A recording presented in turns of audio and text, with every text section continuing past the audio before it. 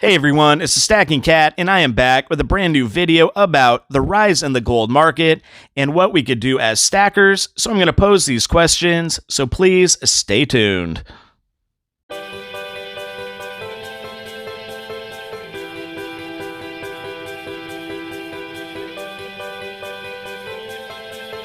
Stacking Kat.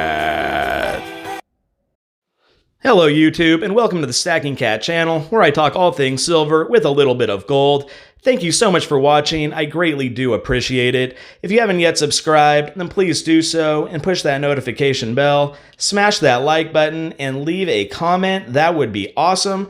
So in today's video, I'm going to break from the norm a little bit and talk about the rise in the gold market we've seen in recent weeks. Today is Monday, February 24th, 2020.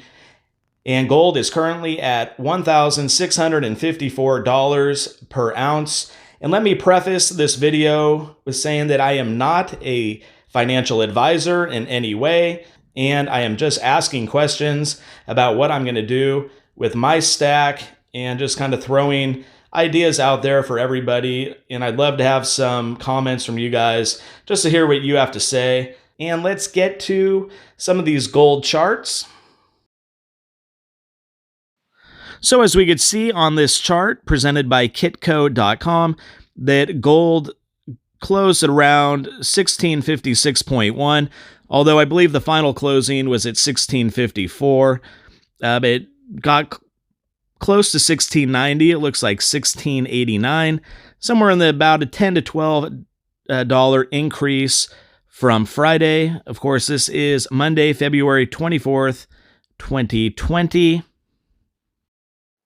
Okay, I'm going to bring up a chart for the past year from kitco.com. And as we see, a year ago today, gold was roughly in the 1330 to 1340 range. In 2019, it reached a low of in the 1270 range and got as high as 1643. And that was this past Friday. So we've seen not just a steady climb in gold, but actually a pretty significant rise, historically speaking. I mean, to go up 300 to 350 points and plus within 1 year is a strong increase. So will that continue? We'll just have to wait and see on that. But let's go to a 5-year chart. So as we see, 5 years ago in February of 2015, it was at roughly 1,200 an ounce. We see that it's dropped down to under 1,100. Then we have some modest gains, some modest drops, but pretty steady for the next 3 or so years until we hit the spring of 2019. And then we see a really big spike of over 300 points. And we're closing in on 1,700 now. If we get there, that is pure speculation on my part. I am not a professional commodity speculator. That is just a prediction of mine. We'll see how high this might get, and maybe if it peters back off. So let's get into the video and discuss exactly that. Some questions I have, some answers that you may have. So let's discuss it. All right, as we see the historic trends throughout the market over the past 5 years and how gold has had a rise and fall pattern. And let's get into a little bit of some questions I have, maybe of what we all should do as stackers, what I should do. Remember, this is your stack. This is your investment. Whatever you are stacking or investing with precious metals for is solely up to you. It's just nice to have a little conversation about this. I also want to give a shout out to Silver Britches and his channel. I will put a link to his channel right down below, and to a video that he had where he broached this question about silver and what your end game would be. He did mention a few of the things that I found that were extremely nuanced and well thought out, and it really got me thinking. And I've been following the markets the past few days, and I've decided to put out a video about gold. As gold, as we all know, is really a tool or a precious metal in preserving wealth. That is really the number one reasoning for stacking or investing in gold.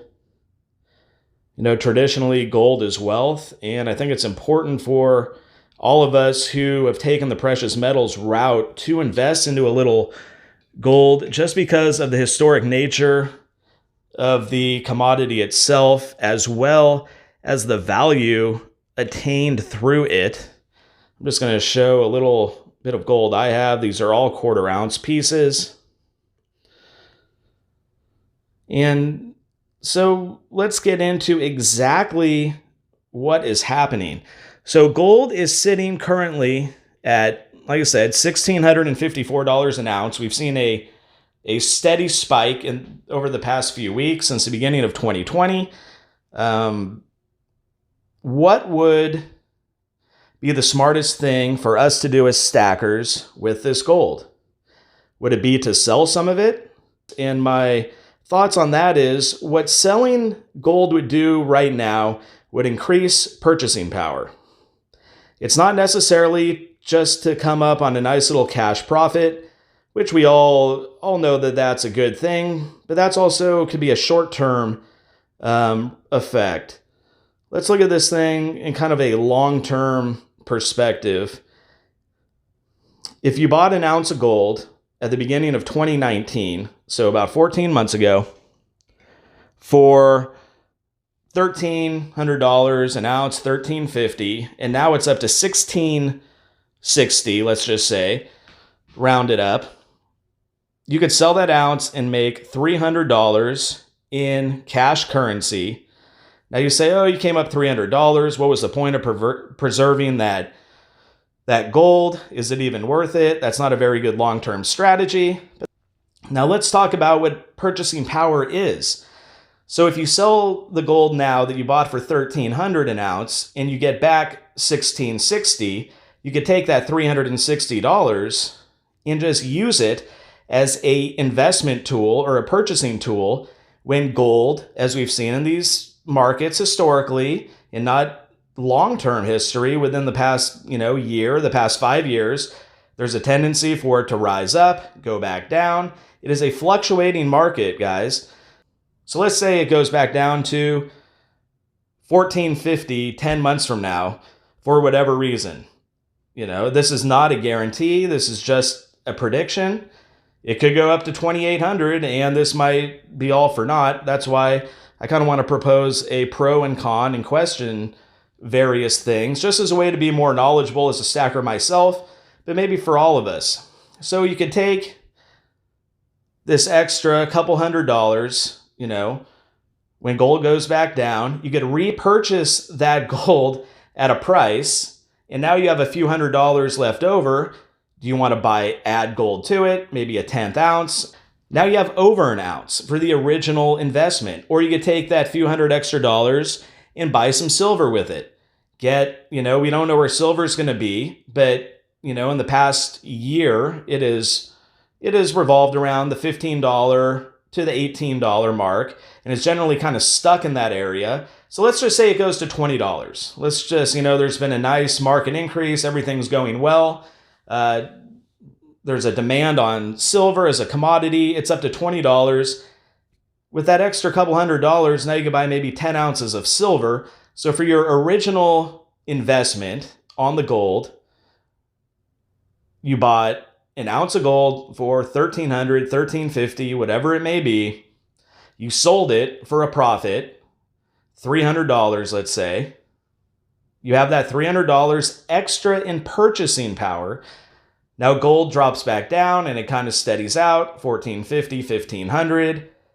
Now you have that extra amount to add on to the stack. So now you're building your stack with your stack, which is, I think, a key component to any type of investment, is not having to always dip into a budget, that you have set up for yourself, or certain restrictions you may have. You can only spend a certain amount per week, per month on silver. You can't even buy gold because it's too high, so you might make that one yearly purchase. You might buy an ounce per year. Well, guess what? Now you might have an ounce and a quarter because, or an ounce and a tenth. This is because you played the market in a strategic way where you bought it at a lower price, you sold high, bought low. Now this seems, it's a pretty rudimentary idea, and I think a lot of us can agree that it's just a logical conclusion. But then there's always questions of, well, what happens, kind of the downside. What happens? This is a risk. What if it keeps going up? What if you sell it now for $1,660 and then in July of 2020, we're at $2,000 an ounce. In January of 2021, there's $2,500 an ounce. Now you've lost all that purchasing power. This is something to also take into consideration. So what I would suggest in this instance is you do not sell all of it, right? If you have an ounce and that's all you have, like right here, I have an ounce and a quarter. I would not sell it all. Maybe you sell a half ounce of it. It's going to reduce your purchasing power relative to what you sell. But then again, it's still going to increase your total investment. And remember, you're purchasing hard assets here. There's an intrinsic value in this gold. There's intrinsic value in this silver. The market is not everything. So this is like silver is an industrial metal. There's a lot of factors that goes into its value. So just remember, this isn't like buying a stock or something where it's a transaction and you're just hoping that the stock market plays well that day or those couple of months. There's a lot more variables when it comes to precious metals. Now, what could cause the gold price to continue to spike, which means you might want to hold on to a lot of your gold and not play, kind of this buy low, sell high, repurchase game. In 2020, we've seen the coronavirus have a major effect on the commodity market. A lot of these upward trends have been since the coronavirus became a worldwide issue that people were talking about. These things, there's a lot of variables are accounted for when we're talking about these different trends. There's also an election coming up in 2020, a presidential election in the United States. How will that affect the gold and silver market? It could continue, have it rise more and more and more and more. Politics does play a role in all of these financial markets. So I just wanted to put out this video. As stackers, we are always checking the spot prices in the markets. It really influences what we're going to invest in, how we're going to invest. Purchasing power is a key component to any investment. All right. That's at least my philosophy. Remember, I'm not a financial advisor. Take these things how you will, but your stack is your stack. Your investments are your investments. Your gold supply and the wealth that it preserves is your gold supply. All right. So on that note, I just want to thank everybody for watching. I greatly do appreciate it. And please subscribe, push that notification bell, smash that like button, and leave a comment. I'd like to hear what everybody out there has to say about this matter. And until next time, this is the Stacking Cat.